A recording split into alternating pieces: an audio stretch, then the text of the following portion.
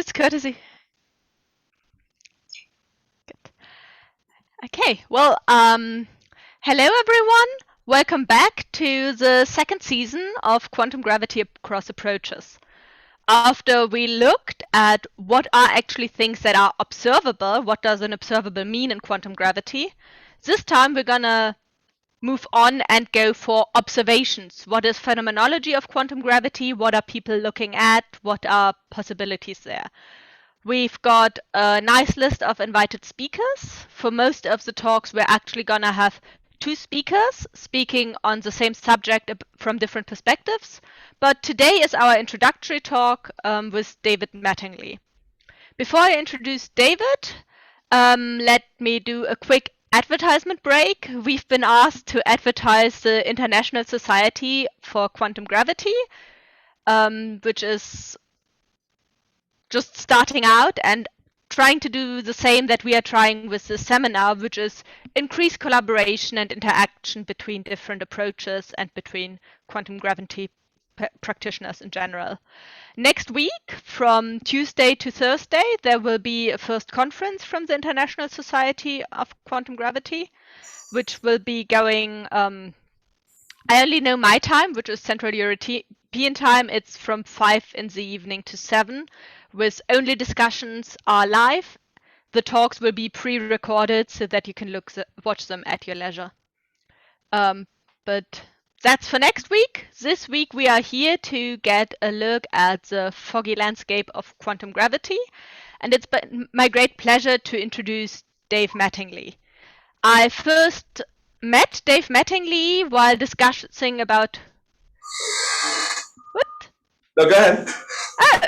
I was just going to say that we talked about Hojava-Lipschitz gravity the first time we met.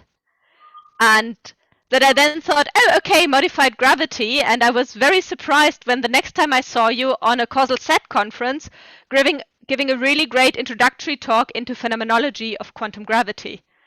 So when we were discussing the season, I knew Dave is the person I want to give the first talk to give us all an overview into what phenomenology for quantum gravity could mean. So without further ado, you can start, Dave. All right, thanks very much for the introduction, Lisa. It's a pleasure to be here. I think what Lisa really meant is that I have the attention span of a fruit fly. In this case of moving back and forth between topics. But one of the topics that is kind of near and dear to my heart is the idea of how do we actually make phenomenological progress on experimentally determining what is a correct or what is a fruitful approach to quantum gravity. And that's what the topic of this talk is. This is a picture here, since some of us don't get out very much in a pandemic anymore. This is a picture of near my neck of the woods. This is from the Mount Washington Observatory nearby in New Hampshire here.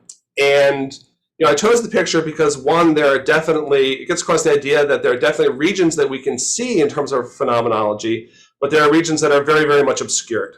And that's going to be one of the themes of the talk that I have here is where we're making progress and where we're not in this case.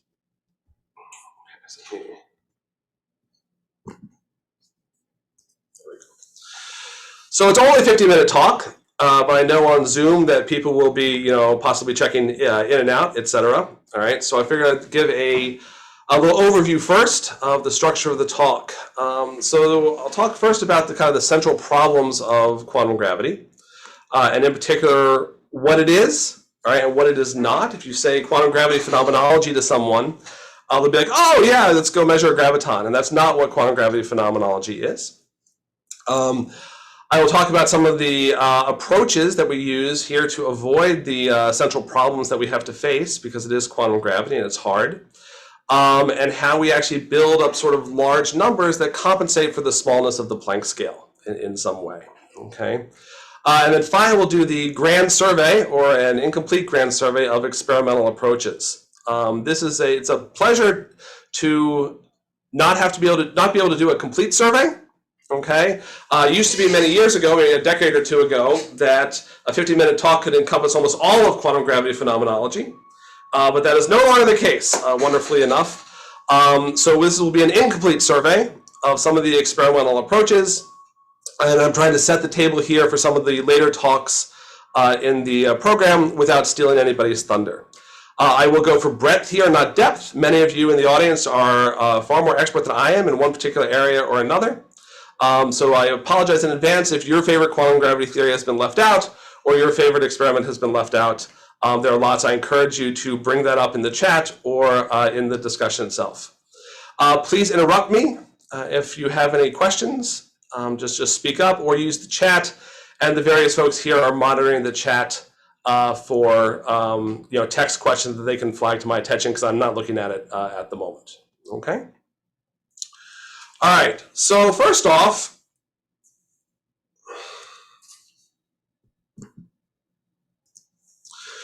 what are the central problems of quantum gravity? Well, the weakness of the gravitational interaction is, of course, the first and most central problem. All right. So whereas in QED, okay, you could do a G-2 type experiment to calculate measurable changes, okay, to magnetic moments, etc.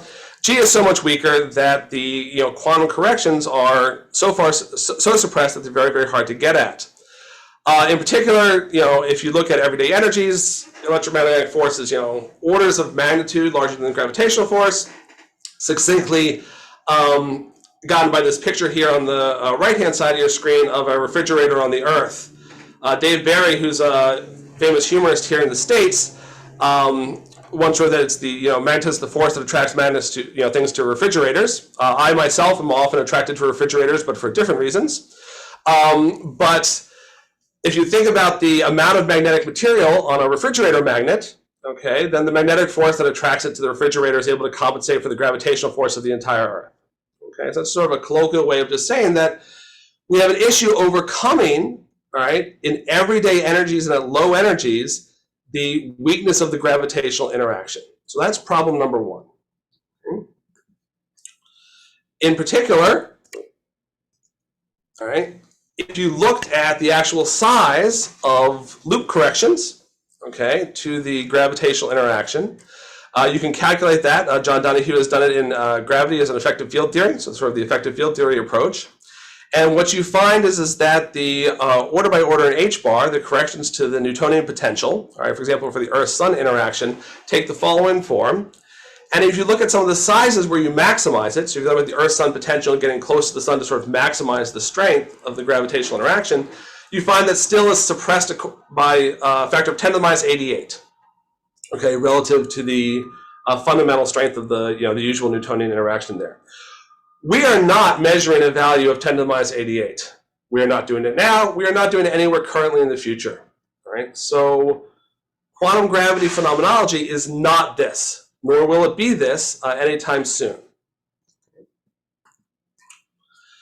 The second thing we're not doing is we are not, for example, measuring gravitons. If you looked at a neutron star and particles moving around a neutron star and possibly giving off gravitational Bremsstrahlung radiation, okay, then folks calculated of what would you need, all right, to actually see such radiation come out, all right, and if you put a Jupiter mass detector around a neutron star to maximize the coupling, okay, and looked at the gravitational Bremsstrahlung, you would see perhaps one event a century, okay, for gravitons. All right, so we're not measuring gravitons coming off either. It's not a tree level interaction either. So what do we actually do in quantum gravity phenomenology? So what we do is we look for big numbers. Okay, and the reason we look for big numbers is we want to offset the smallness of the Planck scale. So let's be a little more professional here. All right, we're going to characterize our problem in terms of a dimensionless coupling. So let's take some energy scale that's accessible. It can be usually an experimental energy or something like that. It does not have to be a center of mass energy. In many cases, since quantum gravity phenomenology also involves Lorentz violation, it can be energy defined in some frame. So E is going to be some experimentally accessible or symmetry breaking energy, and let's see how close we can get, all right, in principle to coming up with an order one number here. So the highest stuff that we know of at the moment, okay, in our frame are ultra high energy cosmic rays. Okay, so the tip top of the ultra high energy cosmic rays here off to the right of the screen, they run you roughly about 10 to the 20, 10 to the 21 EV. Okay, so even at that case, you're still about 10 to the minus 7. All right, in terms of an order, one number you're looking at there. So even if you looked at the highest possible available energies, all right, we are going to need to amplify these effects. All right, there's no way to get around it. Somehow, if there's suppression by 10 to the minus 7 for some effect, at best, all right, we need to generate a number that's at least 10 to the 7th in order to compensate for it. Right? So what we want to do is we want to actually figure out how these big numbers are generated. And there's lots of ways to do this. I'm going to give you a pedagogical example here to start with, and that goes with the symmetry. Okay. That's what we're going to go through first. We're going to do how we do this when we actually test symmetries, how we generate the large numbers. And the reason we concentrate on symmetries first, all right, is that it helps us address the second problem of quantum gravity. All right. So problem number 2 is that we don't have many experiments. They're really hard. Theorists, many of which are you in the audience here, all right, you are very smart people, okay, and funding agencies, their infinite wisdom, keep funding us, all right. And what that means is that quantum gravity has developed a number of different approaches that vary dramatically in their fundamental assumptions, okay, and also then hence vary dramatically in terms of what possible corrections to the standard model and general relativity might one be looking at, okay. So it's a very, very, it's not like, the LHC or something, okay, where you're always, even for example, working in the realm of quantum field theory. So you may add in different, you may be talking about strong first versus technicolor, whatever. But for LHC and particle physics experiments, you're still working within just a quantum field theory with some symmetry breaking and some set of internal gauge groups. And so that framework itself is pretty well set. Okay? With quantum gravity, the problem is much different in the sense that the very, very fundamental assumptions of what is space-time? How many internal symmetries do you have? Is it a continuous? Is it discrete? How many dimensions do you have? All of this changes from quantum gravity theory to quantum gravity theory. Okay? And so it's really difficult to think sometimes about quantum gravity phenomenology because you say to yourself, oh, do I then just test causal sets? Do I test supergravity? Do I test Rajava-Lifshitz gravity, right? Do I actually have to do each and every individual model, right, in order to make any progress? And so this is the second problem, okay, is this idea that there's lots of models and we don't want to spend our time laboriously testing, okay, every single model in detail. We want to find ways to accelerate and make this process efficient. All right, so here are 2 problems. All right. So the first one is that they're often naturally small, really hard to test. And secondly is that there are lots of theories that deviate in the fundamental assumptions and sometimes they are actually hard to calculate definitive observables in the first place. All right, so that was probably possibly one of your comments there from the first part of this series, okay, is what is actually an observable in quantum gravity. So yes, we want to find these amplifiers and we want to find these big numbers, but we also want to figure out ways to do it such that the results that we get from any particular experiment may indicate something or provide evidence for or against a whole class of quantum gravity models. Okay. So here's how this works in general. All right. So first step, categorize some of your quantum gravity models by broad areas that we can test. All right. So what I've done here is I've looked at the idea of categorizing them by symmetries. These can be both internal, all right, or space-time symmetries of a theory. The ultraviolet dimension, okay, and the idea of do those, what kind of locality, in the QFT sense of locality, do these theories respect? And I've highlighted here in black and green where over history, okay, these models have questioned one of these assumptions or modified it. Okay, now, I'm sure that there are many theorists in the audience who can disagree with this categorization. All right, that's fine. Okay, I'm not saying that your particular favorite model of quantum gravity currently is thought to violate any of these symmetries. But what I am saying, okay, is that these are things where questions about these 3 areas have come up in each of these models in the past. All right, so people are thinking about the fact that, or the idea that these various quantum gravity models can actually violate one of these fundamental assumptions, okay, of low energy quantum field theory particle physics that we use today. All right, you'll notice also that the line at the bottom, okay, is purple. All right, it is purple because 1, I like purple, but 2, okay, it comes at the idea of quantum gravity phenomenology in a very different way. in the sense that it asks if I had just GR as an effective field theory, and I didn't worry what the UV completion was, I didn't worry about finding the fundamental theory of quantum gravity, then can I prove within that limited framework, all right, that gravity is actually a quantum force, right? It's a quantized field. And I will return to that aspect at the end of the talk, okay? So first we're going to go through, all right, basically eventually a little grand survey here of how quantum gravity phenomenology hits in some ways each of these points, what people are thinking about over the last 5 to 10 years, okay? And I'm going to start off with the idea of symmetries to give a little bit more of a pedagogical introduction there in terms of how things work, all right, and how this idea of building big numbers actually happens. Are there any questions so far?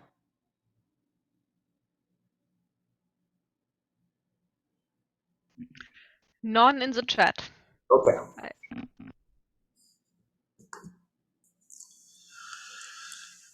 Okay, so in each of these kind of underlying groups, there's lots of different subcategories that one can look at. All right, so for example, in symmetries, we have both space-time symmetries, we have internal symmetries. You can add on a SUSY or two, okay, and look at each of these types of symmetries as a consequence of whatever quantum gravity theory that you're actually looking for. There may be other motivations for considering these. Okay, for example, in supersymmetry, maybe wanting to solve a hierarchy problem or find dark matter candidates, etc. All right, all that's well and good. I'm not saying that any of these things over here cannot be used for other aspects of physics, but I will be concentrating on each of these types of subgroups here solely as it relates to quantum gravity. All right, so in terms of dimension, all right, so there's been lots of categorization, okay, especially in the UV for quantum gravity theories of whether the Hausdorff or spectral dimensions actually change. Most quantum gravity theories predict, for example, that the spectral dimension decreases to 2, all right, but a couple say no, it actually grows in time. As well, there has been the large extra dimension models, all right, to solve hierarchy problems, where you actually kind of bring the Planck scale down by changing the number of accessible dimensions. Locality, okay. Basically, locality is a favorite thing for people to play with, all right? And there's a bunch of things that we'll talk about there, also about how we test various aspects of locality change, and again, from the QFT sense. All right, so step one is figure out the categorizations, figure out the parameterizations, and then test them, all right? And as a result, we will not be testing individual theories of quantum gravity. I will not give anything that says this theory of quantum gravity has this constraint on it in this talk, all right? That would be great if I could, all right? But you can't, all right? All you can do is say, this phenomenological low energy parameterization has been inspired by this quantum gravity theory, and here are the current constraints on it, okay? And then you watch the theorists bob and weave, okay, to evade the constraints, and they often do.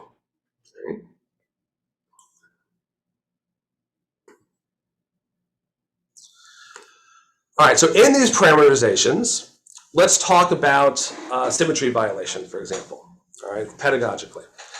So in these parameterizations, what kind of sensitivities are we looking at? So one of the first things that people did is they said, okay, well, what happens if we had a violation of Lorentz invariance? All right, that's a popular one. All right, so you plop in just some Lorentz violating operator. You say, I want it to be small because clearly Lorentz symmetry holds in the infrared everyday energies. So you dump in a high mass dimension operator suppressed by the Planck scale. You assume nothing else, okay? And the problem is that if you do that, as you see at the top here, right, quantum and loop corrections will cascade or bring that symmetry violation often down to accessible scales, in particular in the infrared where the dimension 4 operators are relevant and dominate, okay? That generally introduce unsuppressed dimension 4 operators. Okay? So in the field theory point of view, you can test, right, whatever operator you want. You can add in any Lorentz violating or translation violating or non-local operator that you want.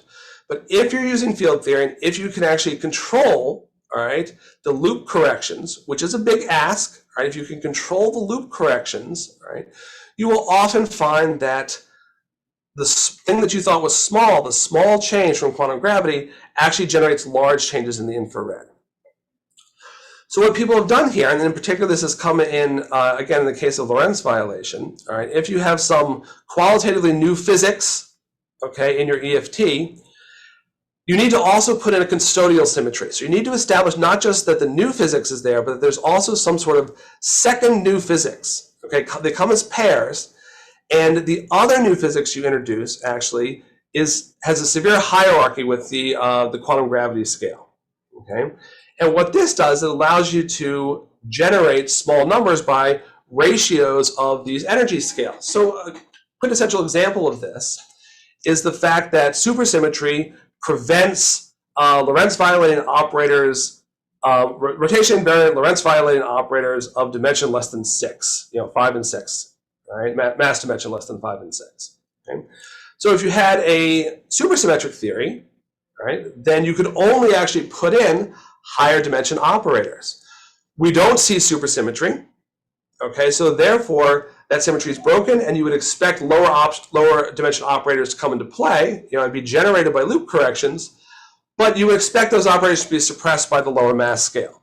All right, so in that case, you would expect an IR suppression of some ratio of this hierarchy, this low energy, right, divided by the quantum gravity energy to some nth power. Okay, and the issue here in the EFT sense is that, well, we have experiments, at the LAC up to about 10 TeV, roughly, okay? So really then what you should be looking for is the low symmetry, okay?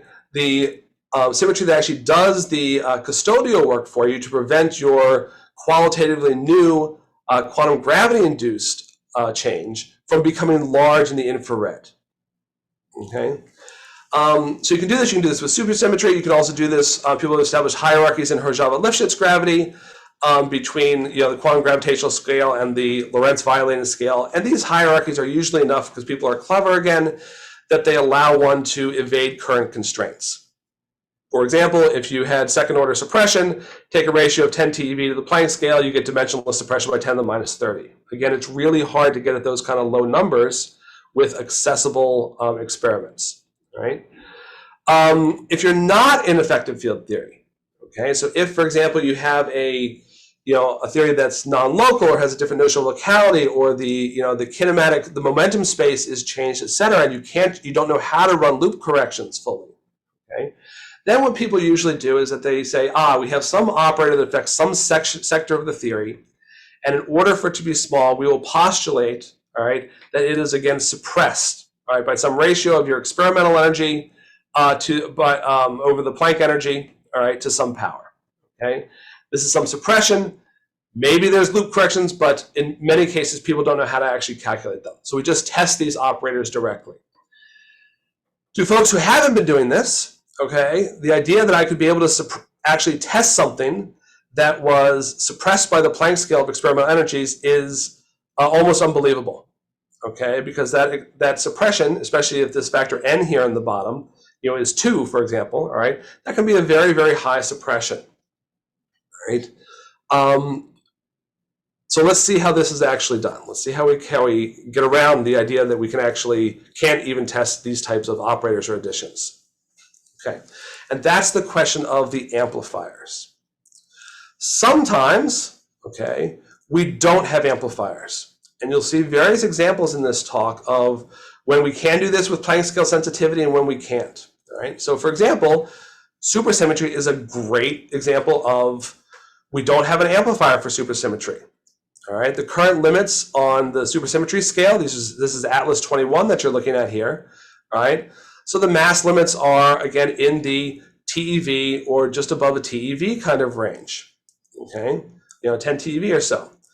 And that means almost nothing for quantum gravity, because if you wanted to, for example, create a supersymmetric theory in quantum gravity, you could push the supersymmetry scale all the way up to 10 to the 19 TeV. You have a lot of room, all right, to actually fix it for quantum gravity. Now again, all right, I'm not trying to promote supersymmetry or anything like that. It was developed to solve other problems, and it hasn't done that well, all right, but I'm simply giving an example of, an aspect of involving symmetries relevant to quantum gravity that we don't have amplifiers for.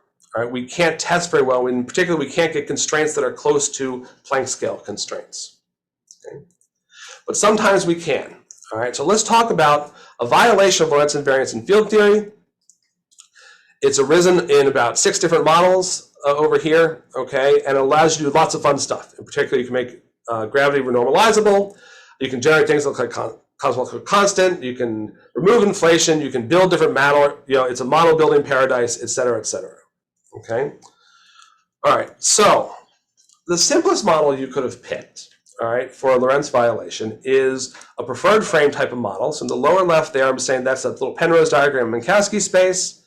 You say that there is some sort of preferred frame in the universe. That preferred frame, okay, so you foliate by some hypersurfaces. The normal of the hypersurface is a preferred frame, all right, points in some direction, okay? You can assume it's time-like, all right, which means that you're only breaking boost invariance in some action in that particular reference frame, all right, rotational invariance still holds, okay? So what you can do is you say, all right, in field theory, I'm now going to add in all of these terms, okay? So these terms here in the table, and I'm just going to test them, okay? And you'll see that I've categorized these by mass dimension, all right? So we have the infrared terms, the dimension 3 and 4 terms, okay? And then we have the higher mass dimension terms, all right, that are dominant in the UV, the dimension 5 and 6 terms, okay? And you can see then that the 5 and 6 terms are suppressed correspondingly by 1 power or 2 powers of the Planck scale. They have to be suppressed just dimensionally by some mass scale. You assume that since they're quantum gravity induced, they are suppressed by the Planck scale. All right, so you just add them in and you test them. Okay, so let's first look at testing the infrared terms. Okay, so these are terms you can think of like QED with some of these Lorentz violation terms, and you notice up there you see the U's in that Lagrangian. Those U's means that we are actually literally coupling standard model fields, right, our psi's and f's, directly to this extra vector field, which in vacuum is non-zero, all right, and hence this Lagrangian actually violates Lorentz symmetry. So if you look at the free field solutions, all right, because that's the easiest one to test, all right, you find that there are changes to dispersion. Many of you are familiar with this story, okay, and hence they modify the free field behavior of particles. And if we look at astrophysical sources, all right, so we can look at extragalactic and cosmological sources, neutrinos, photons, cosmic rays, all right, they've been around a really long time, right? And so that is actually how we generate a large number, all right? If something's been around for, a billion years, okay, we can take small effects, either time of flight or decay effects, et cetera, all right? And even if they are tiny over the time scale of seconds, all right, over the long propagation time of astrophysical particles, all right, they add up. So there's 2 ways that this happens. Question? Yes, there was a question in chat by Carlo Rovelli. He's asking when string theory suggested that Lorentz invariance is broken. So this is historically, that's actually the way that Kostelecki came to it way back when. Is he actually looked at metastable vacua of string theory, and these metastable vacua have non-zero tensors, okay, in them. And I don't think anyone right now, a mainstream string theorist, okay, would want to argue that Lorentz symmetry is broken by string theory, okay? So that goes back to my sort of originally that these are places where there's been questions in the past, but certainly it is not now. Did that answer your question, Carlo?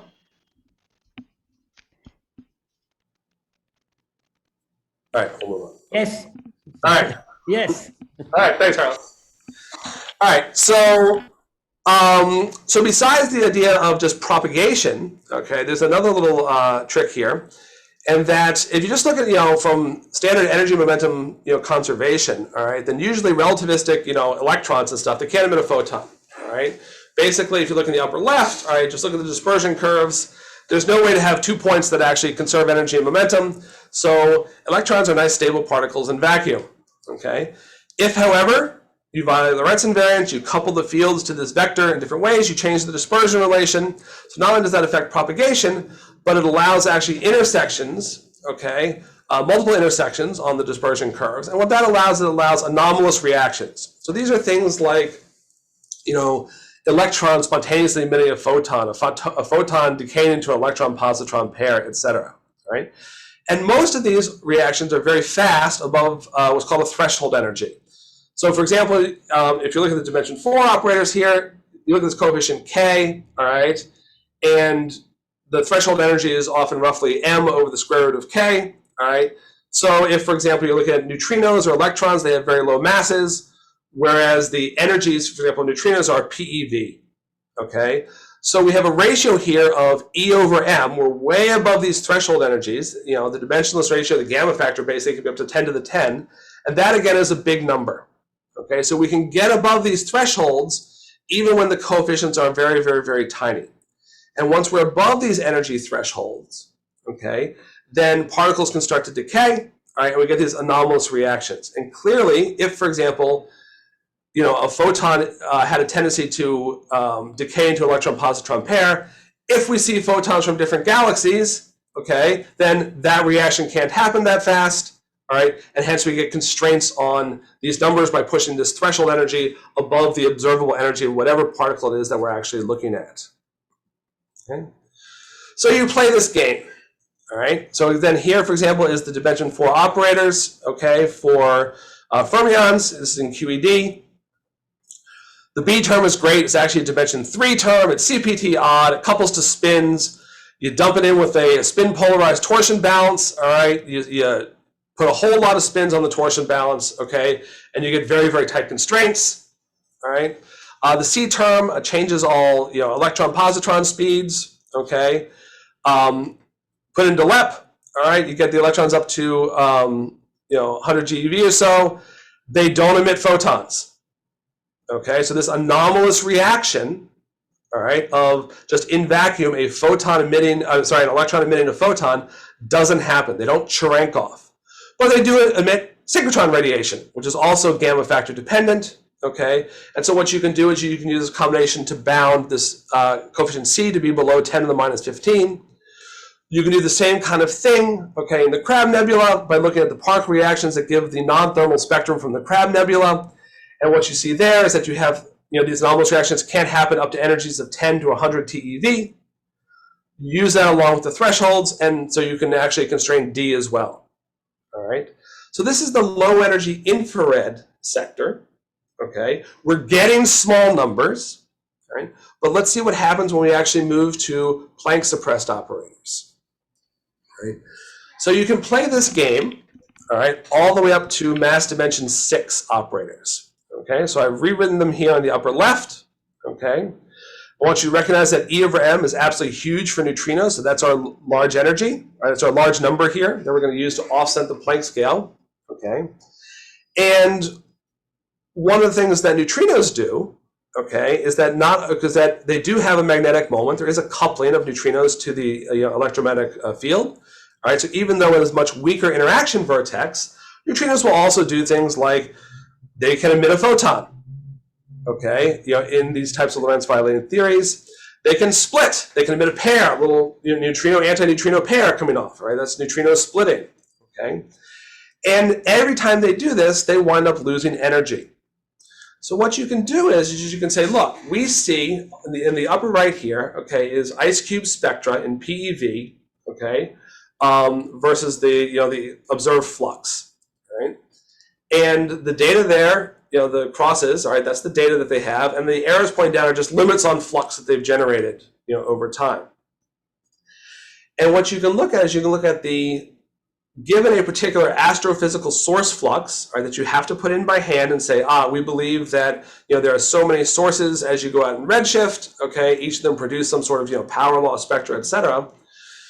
You can then predict, okay, what the corresponding spectrum that should be seen by IceCube is. Right now, this type of approach is not able right now to set really limits on, you know, meaningful limits, okay, on these dimension 6 or doubly Planck suppressed operators.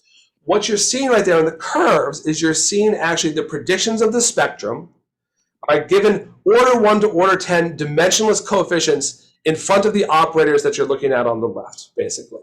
Okay, and as you can see, we don't have enough data at this point from IceCube to really rule any of those out with any certainty.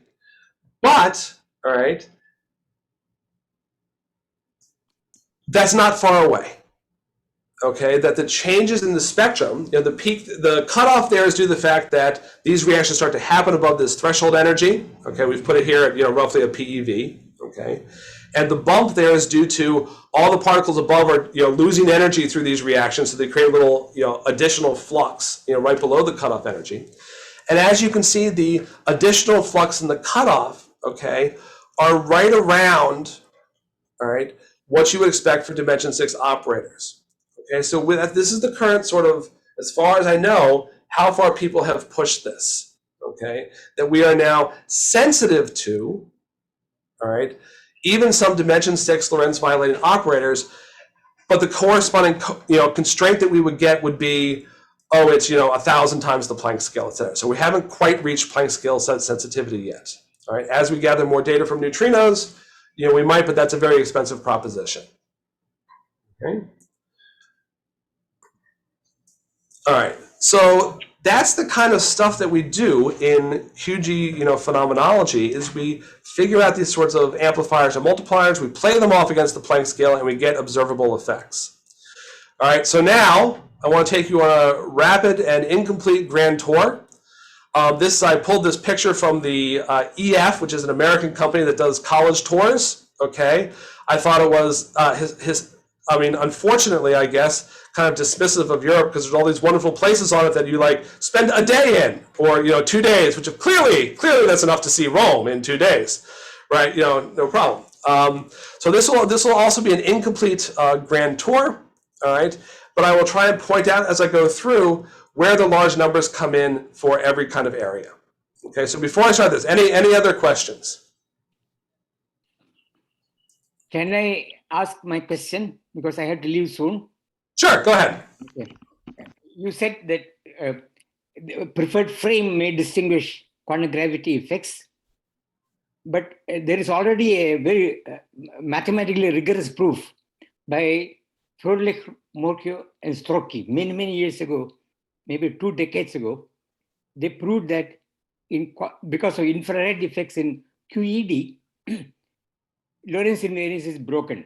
Okay? That is, you cannot implement Lorentz transformations by unitary operators on the Hilbert space. Okay? So presumably the spectrum, I have talked to people involved, and presumably the spectrum of the infrared gravitons will show up the frame. It may be frame dependent in some peculiar ways, and that effect should be much greater than anything that comes from quantum gravity. So I don't quite see, and there are other similar effects in QCD. So I don't quite see how a Lorentz frame can distinguish effects from quantum gravity. This is just a comment. Okay, I leave it there. Let's return to that in the discussion. Unfortunately, I have to leave because I have another meeting at 10. Okay, so Well, go ahead. Okay. This is a perfect opportunity for me to mention that we have the Slack channel, especially for extended discussions arising. So if you can't stay for the discussion afterwards, which of course you can watch it after anyways, but there's a channel if you want to be in contact and have the discussion. But okay, thanks. Yeah, thanks for the very good comment. It's an interesting point. Yeah. Any other questions at the moment? And I have another comment. You did not bring up the issues of diffeomorphism invariance in quantum gravity. Correct. There's another problem there. I just mentioned it. There's a theorem due to Kohn and Stromer, and it is a very rigorous theorem that is a mathematics theorem that at least in standard local algebras that you write down, which is of a particular Phenomenon type 3.1, the statement is that every state on the algebra is essentially equivalent to every other state. Okay? In other words, you can make unitary transformations and approximate any possible state on local algebras. So this brings up the issue of how on earth can one measure diffeomorphism invariance. Presumably the measurements are local. How on earth can you test diffeomorphism invariance, which is the basic result in quantum gravity? I have no idea, but this is an issue. Okay. So one thing there I would say is that if you look at, John Donahue has actually looked at this, of can diffeomorphism invariance actually be tested, okay? And what he did is he looked at the idea that it is a symmetry and it's an emergent symmetry, and so what would happen if we actually broke diff in certain ways, okay? And the way that he did it, as I recall, is that, well, the end result of his approach was that you had non-dynamical tensors that were sitting in the action. Okay, so they would break so everything is still coordinate invariant, but you break the sort of general covariance rule by having non-dynamical stuff. If you're trying to break coordinate invariance, then I don't know how to help you. But in that sense, what John found is that there are, conservation laws that are broken based on the Bianchi identities break, etc., and hence you generate extra fluxes and stuff that in principle you could look at. Can I make a comment? The Kohn-Stromer theorem is not a theorem on dynamics.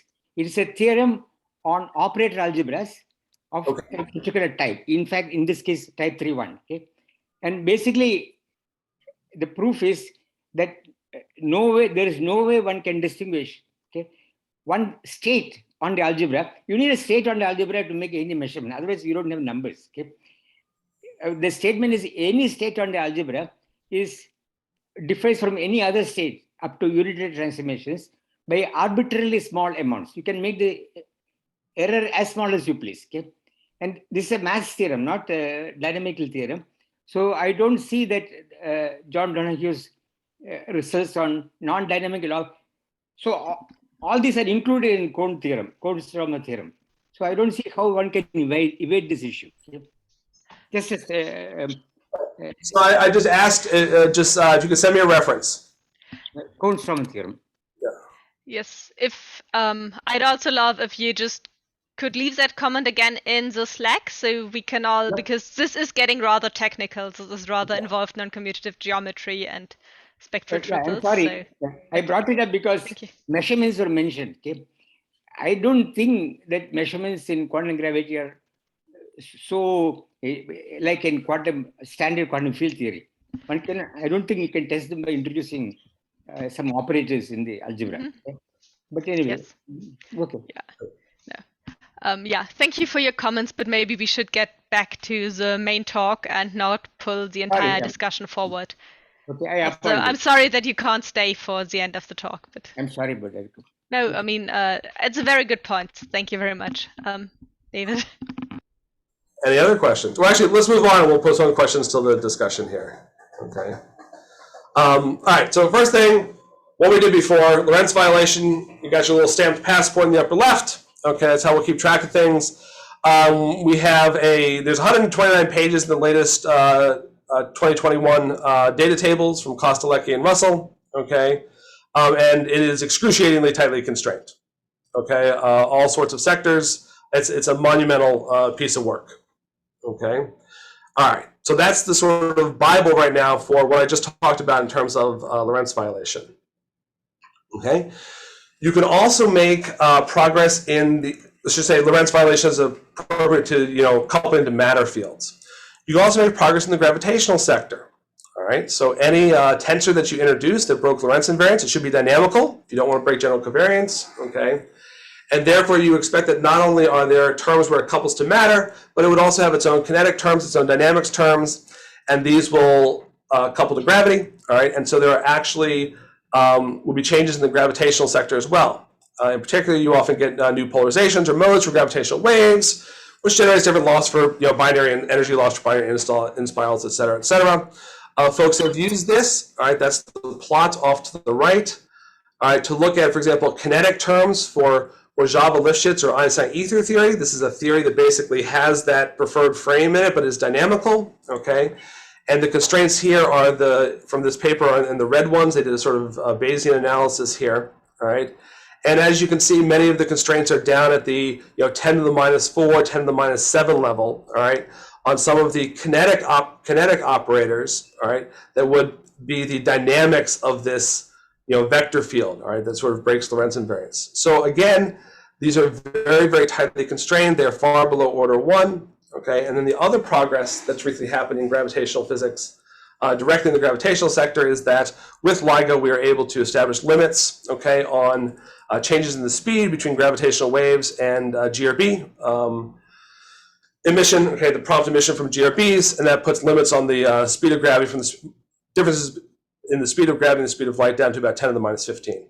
Okay, so we've made lots of progress since LIGO on pure gravitational sector constraints on Lorentz symmetry as well. Okay, deformations. Okay, so deformations are a fun one.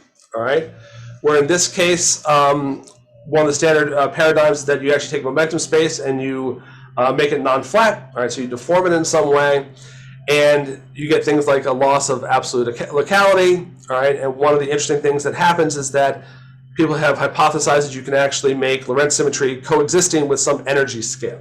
So these are sort of Lorentz covariant models, okay, that actually still have some fundamental energy scale. All right, this is an example of something that would give Lorentz modifications, but I don't know of any good or sort of complete field theory kind of implementation where you can actually calculate, you know, what the corresponding lower infrared effects would be. Okay, so you have to rely on the idea of I just put the operator in the kinematics. All right, and what happens as well is that because Lorentz symmetry is still sort of present, all right, you have changes to the propagation of fields, but you don't have any of the anomalous interactions. So when you're trying to do phenomenology of these, to live by the rules, you toss the anomalous interactions, okay, and you work only with things like time of flight. Right? So the time of flight, in this case here, is at the bottom. In this case, you just have the L traveled, right, the length that the particle has traveled times this momentum. All right, that's the big number here, okay. And you can, for example, look at prompt emission of GRBs. Okay, I'm just going to move the images here out of the way. You can look back at prompt emission of GRBs. There we go. Okay. So what you're looking at here is the number of events after a GRB flash. This is GRB flash, 090510. Okay. And you can look at the time delay of the photons at different energies coming in because the delta t is actually momentum dependent there in that expression. Okay, you can put limits on what the quantum gravity scale is, and you find that it's actually slightly above the Planck scale. So this would be Planck scale sensitivity on models that predict just the time of flight change for photons. Okay, where the suppression is 1 power in the quantum gravity scale or the Planck scale. Okay, so this is just above. If you try to suppress by 2 powers, okay, you basically get no tight constraints at all. You can also look at translation violation. All right, so this has come up in various theories again. Okay.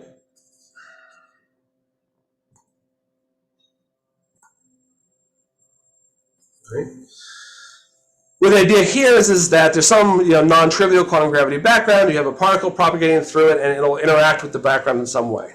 All right, this has been hypothesized in neutrino physics to perhaps cause decoherence, okay, in the density matrix of neutrinos. All right, so for example, if you started out with some population of neutrinos that was not actually,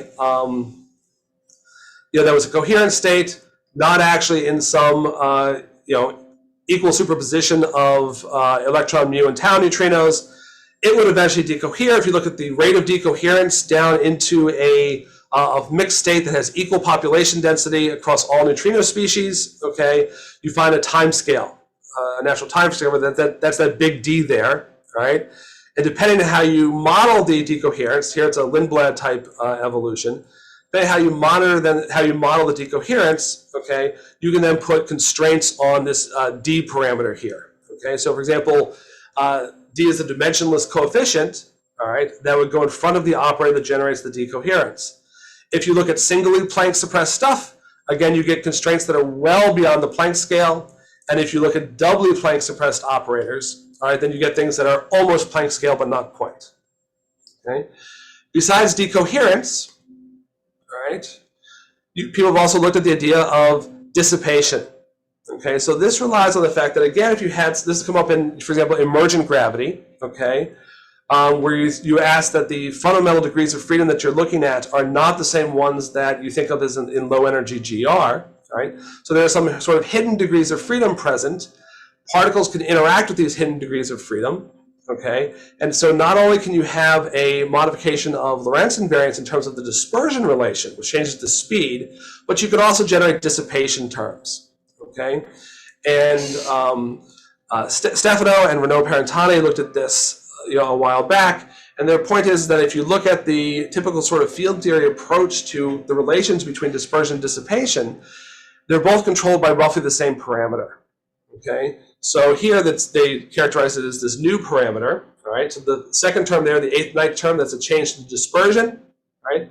The term before that would be a dissipative term, okay? And by looking at the fact that high energy stuff reaches us and doesn't lose energy, it doesn't dissipate, right? For example, from AGNs and things, okay? You can put very, very tight constraints on nu, all right? And the idea that there is really no appreciable dissipation from interactions of particles with some other, high energy or hidden sector that exists in quantum gravity, right? And these are very tight, well beyond Planck scale constraints. Translation violation also came up in the idea of swerves, all right, from causal sets, all right? So this is the idea that because causal sets are sort of a random lattice, there's no necessarily sort of exact time translation invariance to the lattice, and so you would have possible a slight diffusion in momentum space. So what you can do is you can start out cosmologically with a population of cold particles. If they diffuse in momentum space, they can't get colder because they're already cold, so all they can do is get hotter, all right? So what happens is that you wait for the age of the universe, okay? And if you look at, for example, neutrinos, the neutrino population would get hot enough over time, and you can put very, very tight limits on the idea that this type of momentum diffusion can actually happen. Okay, so this is sort of a space-time. They call it swerving. All right, it's kind of like a space-time diffusion in momentum space. Okay. All right, besides translation violation, all right, we have non-locality, which comes in lots of different forms. You can look at, for example, generalized uncertainty principles. Okay, so these come up in string theory, they come up in non-commutative geometry, et cetera. These sorts of not just the usual Heisenberg uncertainty principle, but uncertainty principles that, some of them are XX uncertainty principles, some of them, in this case here that I've given you on the screen, one that actually depends on the total magnitude of the momentum, all right, that is in play, et cetera, right? These types of modified GUPs or modified uncertainty principles, okay, we are nowhere close, all right, to getting Planck scale constraints on these. Current bounds, as far as I know, okay, are about 10 to the 10th greater, all right, than the Planck scale, all right, even if you're looking at the lowest energy term. And if you got rid of the lowest energy term here, all right, and looked at the second order term for generalized uncertainty principles, you have a dimensionless coefficient that has to be less than 10 to the 33. So this is one where, for example, we don't have a good amplifier yet. Right, we have not been able to find one.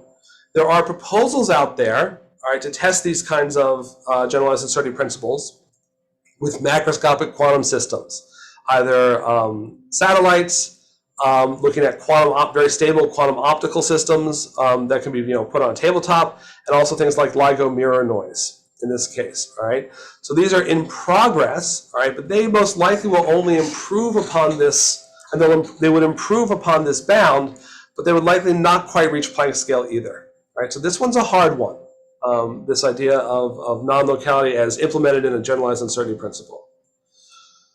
Alternatively, right, people have looked at non-locality as giving rise to non-local actions for quantum field theories in the infrared. All right, so in particular, you can look at a Lorentz invariant theory, so you're not testing Lorentz invariance, but you can look at things that have, for example, for a scalar field here, that have not just the usual D'Alembert operator, but a function of the D'Alembert. Okay, so there are higher curvature terms here, and these generate non-local actions. So folks have looked at this type of non-locality in lots of different ways as well. All right, they looked at the LHC, okay, in the sense that as a non-local field theory, of course, it would change the kinematics of reactions. All right, so you could pick the highest energy reaction you could have. All right, so you can minimize the amount of suppression for these higher derivative terms, okay, and look at the cross section. So they looked at a Drell-Yan type process, okay, and they found, just as you expect from the LHC, that the limits are around a few TeV. That's the energy of the LHC, okay. In non-relativistic limits, these types of modified field theories yield corrections to the Schrodinger equation. You can look at them in, again, very stable optomechanical systems on tabletops. And people have actually looked at them in terms of how they weaken gravitational dynamics for compact objects, okay, and thought that perhaps you can actually look at the change in the gravitational wave spectrum, okay, from non-local operators that would act near the sources or near compact objects, astrophysical compact objects. Again, none of these proposals will come anywhere close to the Planck energy. Okay, so non-locality is really, really difficult to constrain. Next up, modified dimension. All right, so in this case, the first thing that I knew of, well, I guess people looking at modified dimension for a long time. One of the ones that got press a while back was the idea that, maybe if you can't get up to the Planck scale, maybe you can bring the Planck scale down. So to satisfy some the hierarchy basically of wondering why the gravitational Planck scale was so much different than the electroweak scale, people thought about the idea of large extra dimensions. Okay, and the LHC searched for large extra dimensions. Okay, they look for basically missing energy in black hole production or other sorts of phenomena there. Okay, in large extra dimension models, and as you would expect, all right, from a TeV scale experiment, they get limits on these dimensions of a few TeV. So here's the current Atlas 2021 limits, all right, and as you can see, they roughly run, the observables of this red curve here, and you roughly run half the center mass energy, okay, for the LHC. So again, that's not going to get higher anytime soon. Okay, the good thing for this, large dimension models is that because it was there to solve a hierarchy, the larger you push it up, you're still getting the hierarchy back. Okay, so it sort of removes some of the theoretical motivation for these types of things. All right, but we're not going to be pushing the constraints on extra dimensions anywhere near the Planck length anytime soon. Right? People have also looked at the idea that in the ultraviolet, all right, so way up there, you look at dimensional reduction. All right, so this is the idea that space-time itself, whereas we see it having 4 dimensions, and actually, if you look at spectral dimension or Hausdorff dimension, the dimensionality changes, all right, as you go to really, really high energies. Right? Many quantum gravity theories, all right, and then except these top ones, okay, that have dots next to them, have talked about the idea that maybe the dimension is reduced. Okay, so it goes down to 2 at lower energies. Okay, and where string theory, of course, has a higher dimension, more dimensions can be accessed at the Planck scale. Okay, and also Astra and stuff has talked about that in causal sets, spectral dimension can actually increase. All right, and Steve has argued on very sort of general grounds from the Wheeler-DeWitt equation and the idea of asymptotic silence that space-time itself should sort of separate and become kind of much less dimensionful because things don't talk to each other as much.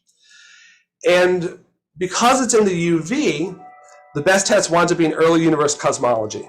Okay, and people have looked, for example, at the spectrum that you would get for density fluctuations, et cetera, all right, from early universe cosmology. And the problem that you run into there is that you also have to deal with inflation. And many of the predictions that you can make, all right, from a model like this, or at least some of the models like this, wind up also being able to mimicked by some aspect of inflation. So I've listed so they give sort of almost scale invariant spectra in many cases. Is one example. And I've just listed here off the right, there's lots of variants of inflation. So it's going to be really hard in this case to disentangle what would be a signal of dimensional reduction, right, in the cosmological sense, with some random inflation model that would predict the same kind of thing. All right, so in principle, this is perfectly testable. The problem is there's lots of other new physics that can sit in between that can obscure the signal. Okay.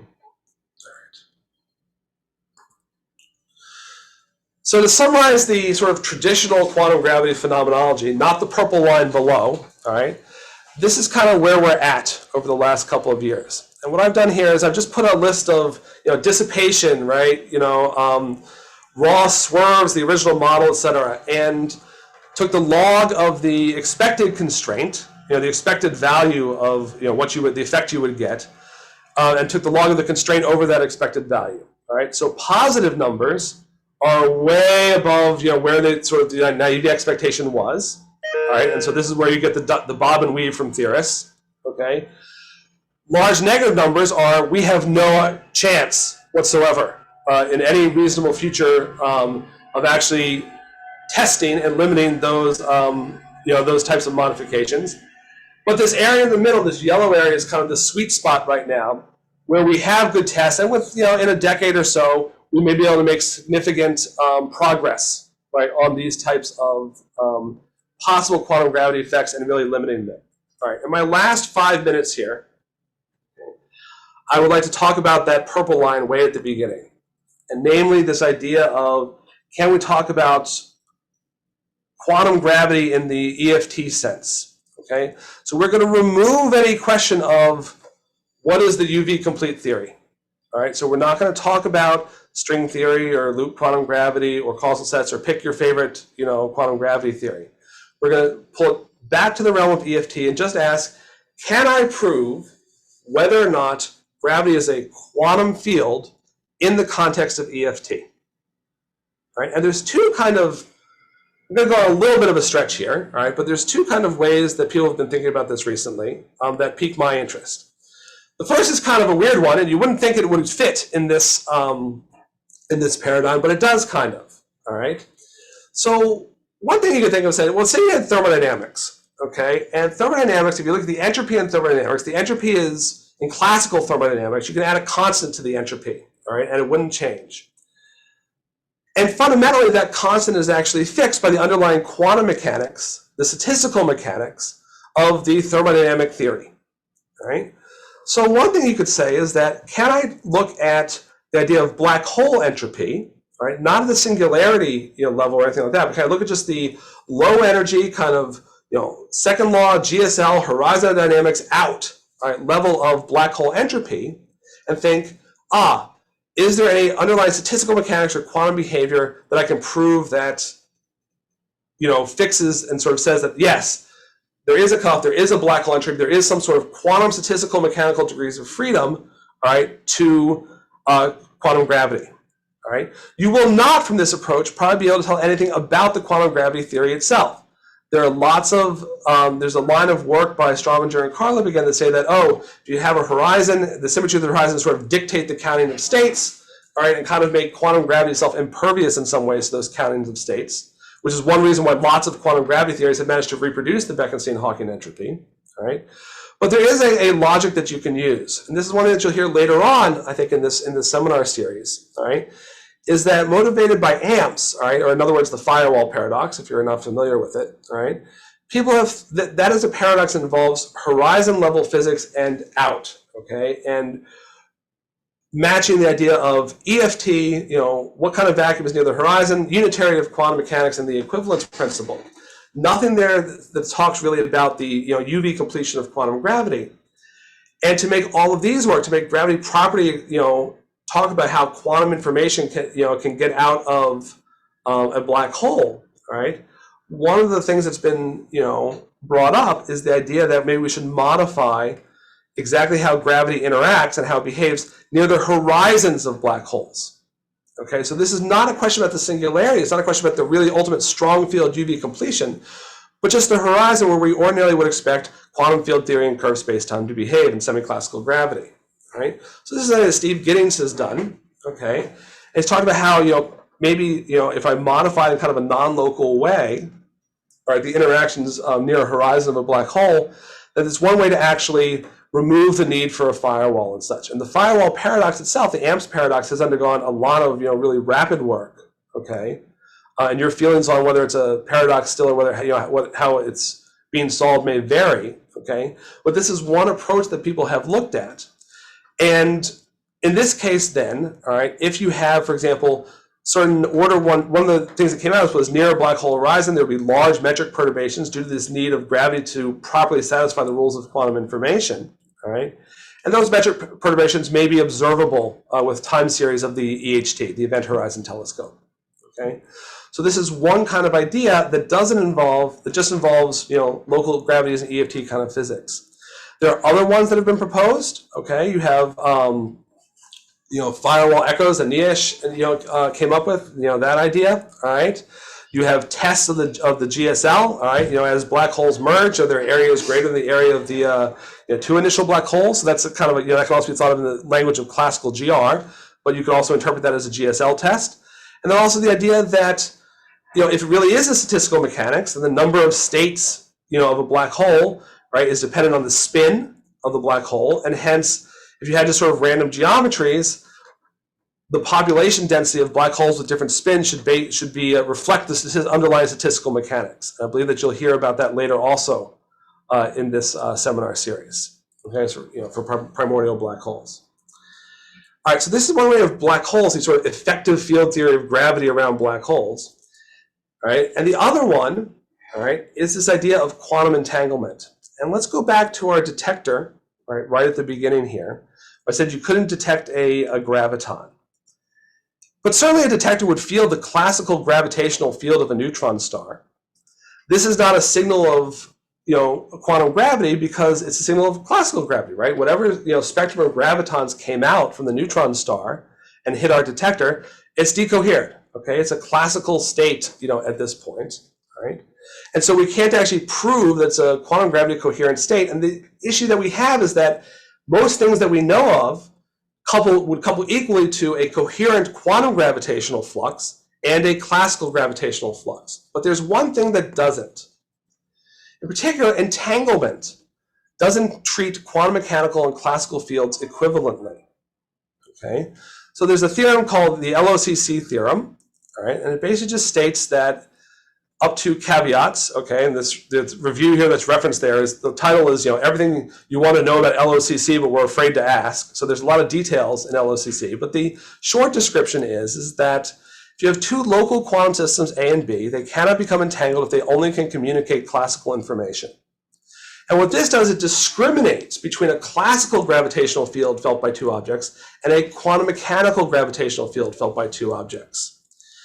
And folks recently have proposed this, and you'll hear about this as well, all right?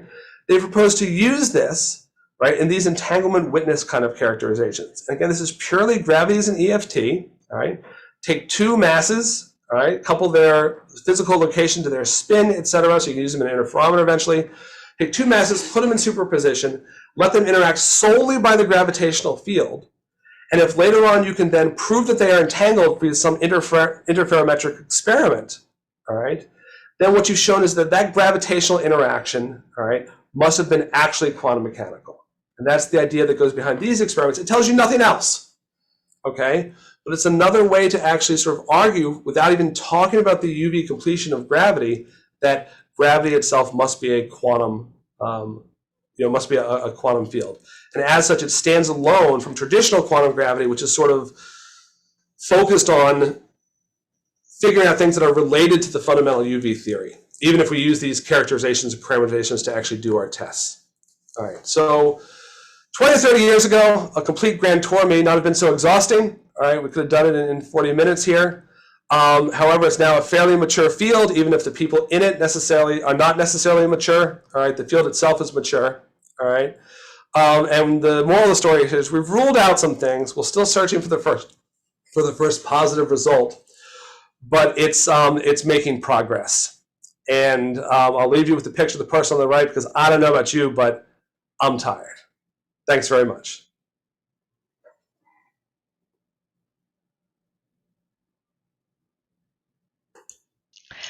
Thank you very much, David. This was a great talk and a very good grand tour. I'm seeing a lot of, I think these are clapping emojis. Yes. If there are, and now the hands are also raising. So, but before we get to the questions, because I know that some people will have to start leaving during the questions, and since your second to last slide was about tabletop experiments, this fits perfectly with our next talk, which will be about tabletop experiments for quantum gravity by Sugatu Bose and Markus Aspelmeier, and that talk will be on the 22nd of October.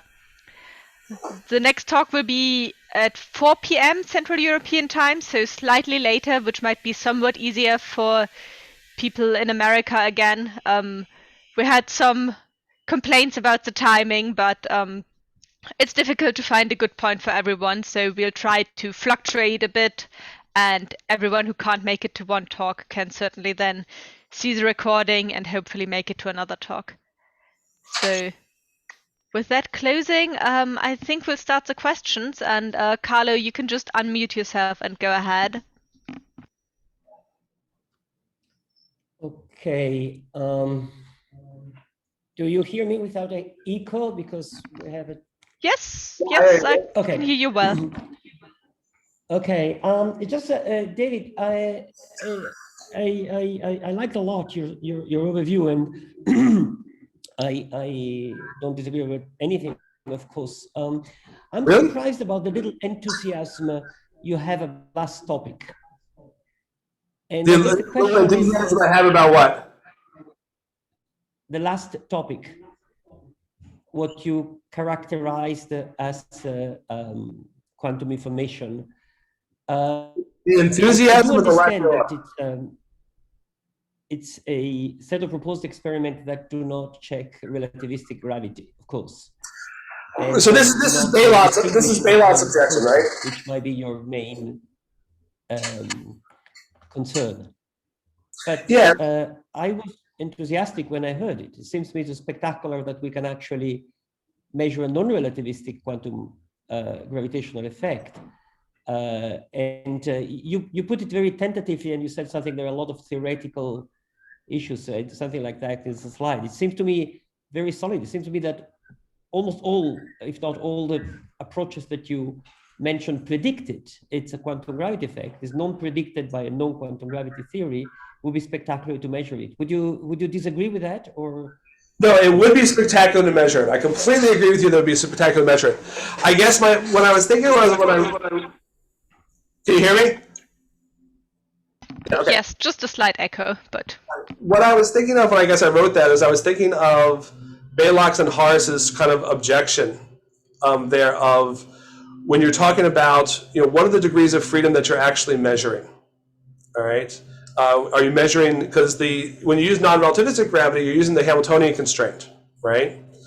And what aspect of quantum gravity are you measuring by these? Are you measuring the graviton degrees of freedom, okay? Or are you measuring the sort of non-relativistic constraint coupling between these two systems? And I don't know. Has that been sorted out yet? I would say it has. I mean, you prove that you can put two geometries in quantum superpositions. Yes. Which are not gauge equivalent. Okay, so that's fine. So as long as that's my understanding of it. Yeah, that there is no gauge equivalence between the two, then I'm happy. And then definitely, yes, that I'm spectacularly yes, enthusiastic, and I'll put it in bold letters next time. Okay, thank you. Thank you. Thank you. The next question, Dior Dominic, you can unmute yourself. Yeah. Hey, Dave. Greetings from Virginia. It was a very nice overview. So I just wanted to hear from you how you sort of weigh different aspects. I think I heard a lot about UV, right? Yep. And then I think you did mention some IR effects, right? And also you mentioned some statistical kind of macroscopic effects and also disentanglement. So as far as is your message essentially that it's going to be very hard, of course, to see UV effects unless something spectacular happens, but maybe we have chances with either the statistical or macroscopic or maybe IR effects, and if you could somehow comment on that, the relation between these. Right, I guess the issue of so let's go with IR effect, because I assume you're actually thinking about metaparticles and your IR dispersion kind of stuff here, right? Yeah. And so absolutely, if you have something that's there in the IR, does not have any kind of natural suppression mechanism, right? Sure, you should see it, but that's kind of the sort of Nemanja Kaufer once said, EFT is a blessing and a curse, right? In the sense that the curse here, okay, is that you should see it, right? So you not only have to explain the IR effect, right, why it occurs in the first place, but you have to explain why it's small, okay? Right. And so that's a double lift in some sense, right? So you're absolutely correct that if we have an IR effect, then it would be great, all right? But the theory that would generate that would have to be something slick. Okay, and most quantum gravity theories and most quantum gravity models don't have that slickness yet. They don't generate somehow IR effects. Like literally IR, like beyond, inverse energy suppressed effects. Okay, talking about here, right? In a way that would make them naturally small, right? I mean, if you looked at, for example, people did like inverse curvature kind of tests and everything, and the solar system tests just sort of wiped them out. These sort of 1 over R kind of inverse scale effects. So I have nothing against them, right?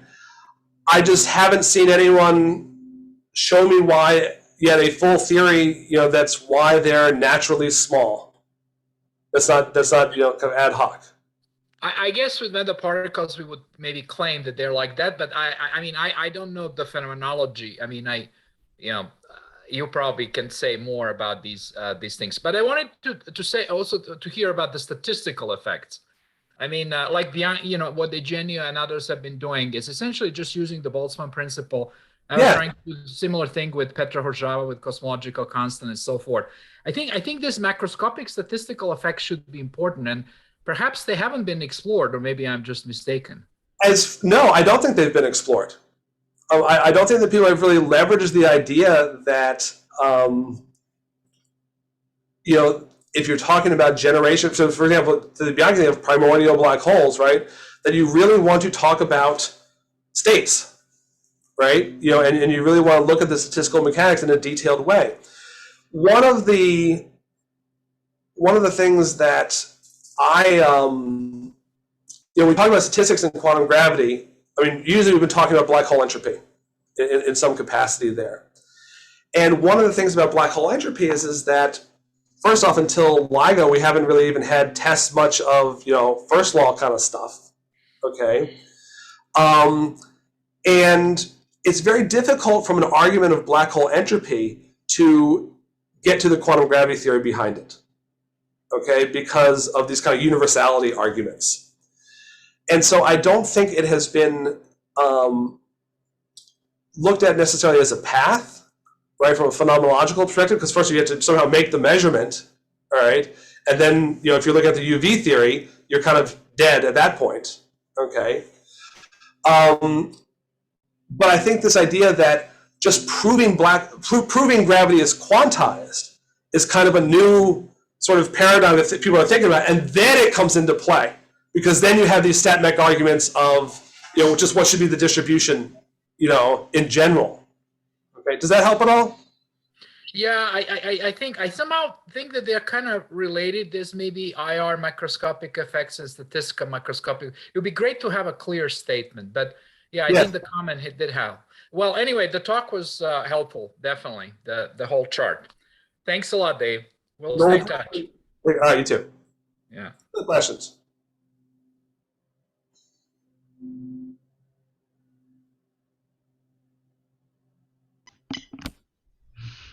Okay. If people are, Lisa, can I maybe?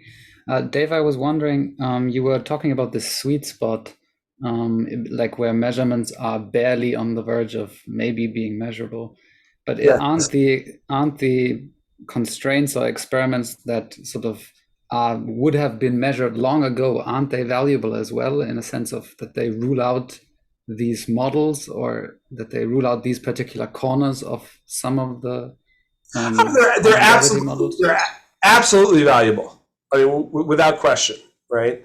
And I don't mean to discount those, say you shouldn't, pay attention, but I'm saying that right now, where we're on that in terms of where we're looking at actively is all I was saying, right? That we're actually trying to get at some of these new effects, okay, that are right now just this kind of Planck scale sensitivity. Yeah, but I mean, the fact that we can test up to dimension 5, the Lorentz-Violin operators, it tells us a lot, right? And about what, Horzava-Lifshitz is really tightly experimentally constrained, right? Great, that's a good thing, okay? I should say, really tightly experimentally constrained without putting in a hierarchy in between the two scales, okay? But that's a good thing, because it tells us that this approach that did an amazing theoretical thing, namely made gravity renormalizable, is experimentally, very tightly constrained. So yes, I completely agree with you that they are valuable and interesting. All I was trying to say is that we're focusing right now on things that with a little more data, right, we can kind of get beyond the Planck scale for new ideas that have not been fully tested, et cetera. That's it. Okay, perfect. Thanks. Also, thanks for the nice talk. You're welcome.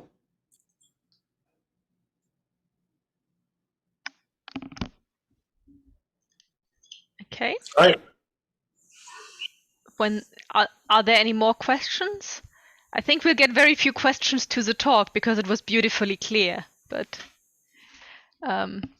maybe more discussion points. We do have more time scheduled, but if no one wants to say anything anymore. There comes a hand. Yes, Joshua, please. Yeah, thanks for the nice talk. Since we have time for discussion, I'm just curious on your table classifying the different approaches to quantum gravity. Was there a secret ordering, maybe your favorite to least favorite approach, or I refuse to make any ordering whatsoever of any of my favorite quantum gravity approaches, especially in this company. Okay, because there's people for all. No,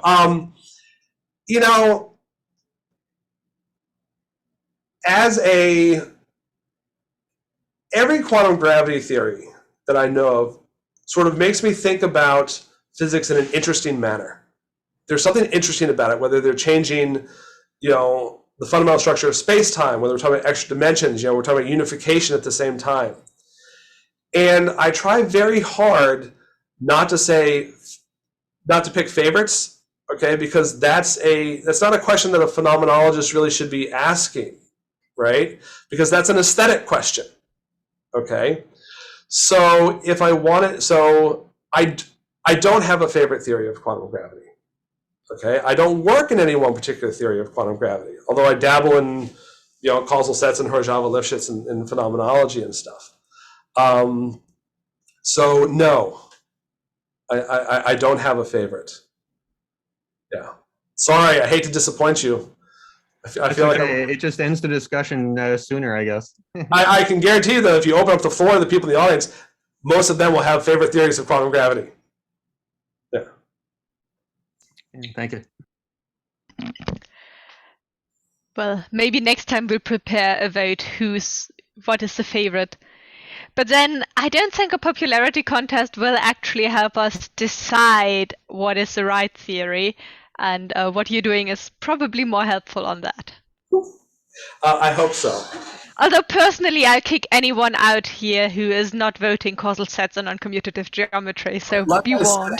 I would never want to choose a favorite theory in this company. Yes, exactly. Instant muting from Lisa. Are there any other questions?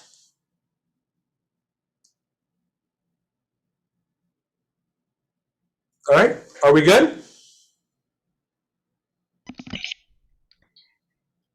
If there are any more questions that arise later, there's always the Slack channel where you can also have general discussions. I see Sebastian just put the link to the Slack in the chat again. The recording of the talk will be put online on our website, and we'll also post the link on Slack. And yes, if there are no more questions or comments,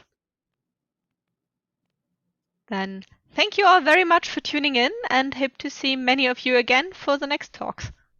Thanks very much, Lisa. Appreciate it. Thanks, David. Bye. Oh, Thanks, David. I see you brought a bit of